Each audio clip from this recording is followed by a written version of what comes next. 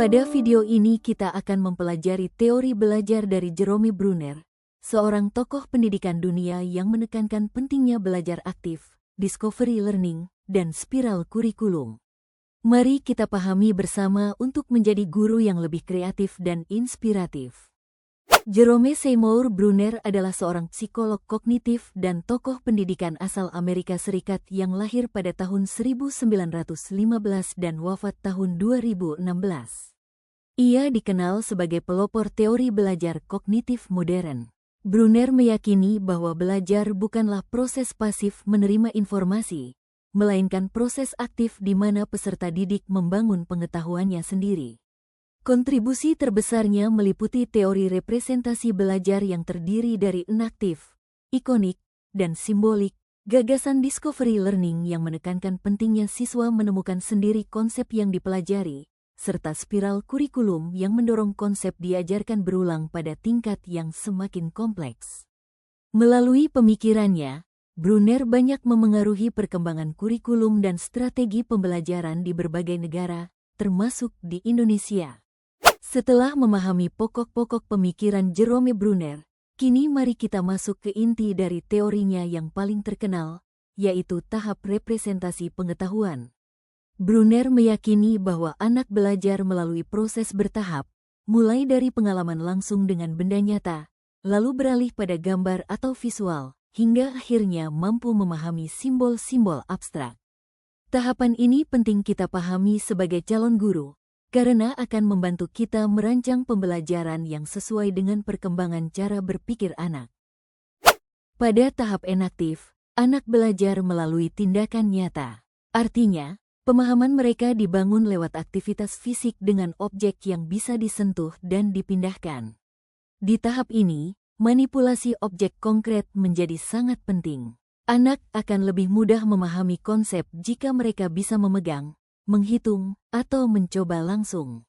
Sebagai contoh, ketika guru ingin mengajarkan konsep penjumlahan, anak bisa diberikan balok atau kelereng. Dengan menghitung satu persatu, kemudian menggabungkannya, anak akan lebih cepat memahami bahwa 2 ditambah 3 sama dengan 5. Tahap enaktif ini menjadi fondasi awal sebelum anak melangkah ke tahap pembelajaran berikutnya. Setelah melalui tahap enaktif, di mana anak belajar lewat tindakan nyata, Bruner menjelaskan tahap berikutnya yaitu ikonik. Pada tahap ini, anak belajar melalui gambar, ilustrasi, atau visualisasi. Pengetahuan tidak lagi diperoleh langsung dari benda nyata, tetapi dari representasi visual yang mewakili benda tersebut. Misalnya, setelah sebelumnya anak menghitung kelereng langsung, kini guru menyajikan gambar 5 kelereng di buku. Anak dapat menghitung totalnya dari gambar tersebut tanpa harus memegang kelereng secara nyata. Contoh lain, guru dapat menggunakan diagram batang sederhana untuk menunjukkan jumlah siswa laki-laki dan perempuan di kelas. Anak melihat diagram, memahami perbandingan, dan mulai membangun bayangan mental dari informasi tersebut. Tahap ikonik ini penting karena menjadi jembatan yang menghubungkan pengalaman konkret di tahap enaktif menuju pemahaman simbolik, sehingga anak dapat mulai berpikir lebih abstrak dengan bantuan visualisasi. Tahap terakhir dari representasi pengetahuan menurut Bruner adalah simbolik. Anak belajar melalui simbol dan bahasa. Pada tahap ini, anak tidak lagi memerlukan benda nyata atau gambar untuk memahami konsep.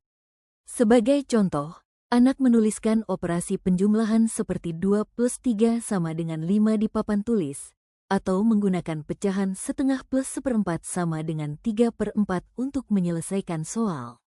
Tahap ini memungkinkan anak berpikir secara abstrak dan logis, serta menjadi dasar bagi pembelajaran konsep yang lebih kompleks di masa depan. Dengan demikian, ketiga tahap representasi, enaktif, ikonik, dan simbolik, saling berkesinambungan, membantu anak bergerak dari pengalaman konkret menuju pemahaman abstrak, sehingga pembelajaran menjadi lebih bermakna. Demikianlah pembahasan kita tentang teori Jerome Bruner dengan 3 tahapan representasi pengetahuan, enaktif, ikonik, dan simbolik.